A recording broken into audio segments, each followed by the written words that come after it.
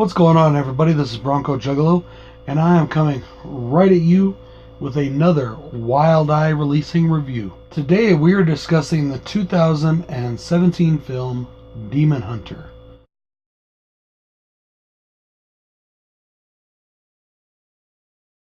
This film was directed by Zoe Kavanaugh, and it stars Niamh Hogan as Taryn Baker, our main character. Our demon hunter, Taryn, is arrested for murder. She had just decapitated a demon that was disguised as a human, and now the police have arrested her on charges of murder.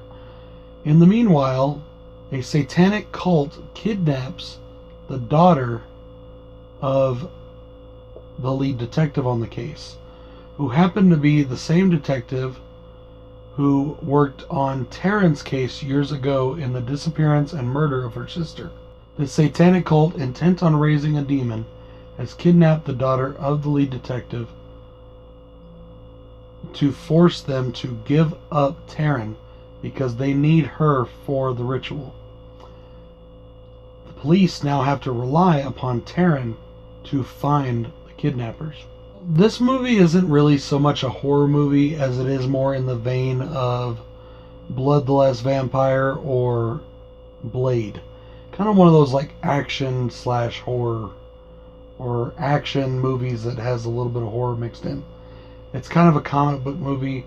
The main character is definitely a comic book type character. One of the things that I absolutely love about this movie is it is an Irish film, which is something you don't see a lot of, and I think it's absolutely awesome that this is an Irish film. This is not the greatest film I've ever seen, but it's not bad either. It's a really good movie, in my opinion, for being a low-budget, basically Blade-type film. I really had a lot of fun with it. I really enjoyed it. I'm going to get into pros and cons, but overall, I really enjoyed this film. My first pro is the acting of our main actress, Niamh Hogan. I'm sorry. I'm very sorry. I don't know how to say that name. But I thought she was superb. I thought her acting was really good. You could tell she did a lot of training to get ready for the physical aspects of the film. And I really just liked her as a character, and I liked the actress that played her. I also liked the fact that the actress is very pretty, but she wasn't like drop-dead gorgeous bombshell type. She had a very much every woman look to her, and that was really cool because it helps to take away that stigma or that stereotype that the heroine always has to be a super hottie. I mean, not saying she wasn't hot, she was pretty hot, but still. Another big pro for me on this is the cinematography. This film looks great. I love the look of it. I love the shots. I love the camera angles. I love the colors. A very awesome film. Very well done visually. Really enjoyed that part. My third pro is the makeup and gore effects. Like I said, this is more of a film in the Blade genre, or in the Blood the Last Vampire genre. There is some blood, there is some gore, but it's not huge over-the-top horror gore. It's just that action movie gore, and it's not bad. It's done very well. It's tastefully understated, but it's done really nicely. And I really enjoy that. The next pro for me is our main demon of the movie. His name is Falstaff. That's the character name. I love the way he looks in demon form. I think he looks absolutely awesome. He looks very amazing. They did an excellent job on his costume and his makeup and all the prosthetics and things they use on him. He looks absolutely cool. Another big pro for me is the soundtrack. I really enjoyed it. I think a lot of the songs were done for this movie. It was very original sounding. And it had kind of a synth pop metal vibe going on that I really dug. I thought it was really cool. Definitely you could tell that this was not an American-made film. And I dug that about it. I dig that about the soundtrack too. It was really cool. Really just like, yeah, this is good shit, you know. My last pro, but definitely not my least, is once again very happy to see that this was an Irish film. I really enjoy that. I thought it was really cool that this is an Irish movie, and I hope to see more good movies come out of Ireland. Jumping into the con side, probably my biggest con in the film is the transitions between modern day and flashback. And that's the problem, there really is no transitions. And half the time, at first, I thought we were watching two different stories. I thought we were watching the modern day story. I thought it was all modern day story. I thought that we were seeing Taryn's issues fighting demons and being arrested, and then the girl that we were watching was a completely different character searching for her sister, and I didn't realize at first that that was Taryn, and that it was flashback scenes is what they were doing. And they didn't, that's my one gripe, is the director did not put those together very well. I literally thought it was a completely different person, different set of people, and I didn't realize at first that it was just flashback scenes. They didn't do a very good job on that part. But once you figure it out, you get what's going on. My final con, and I really only have the two cons, is that the CGI of the film, when they use CGI special effects, mainly for,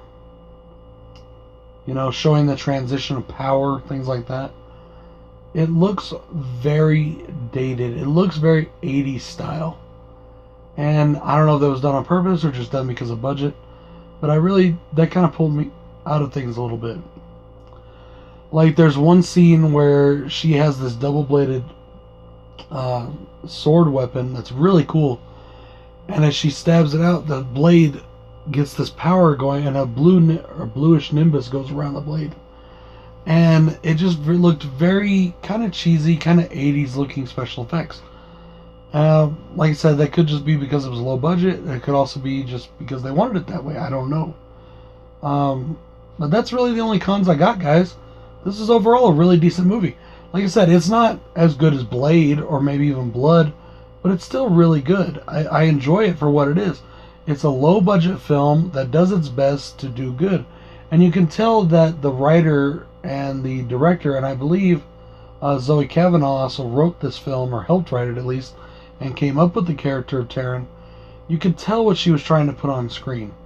A strong, sympathetic female superhero that was more of an anti-hero, but definitely somebody that you could take some inspiration from, and definitely somebody you could watch and have a kick-ass time watching.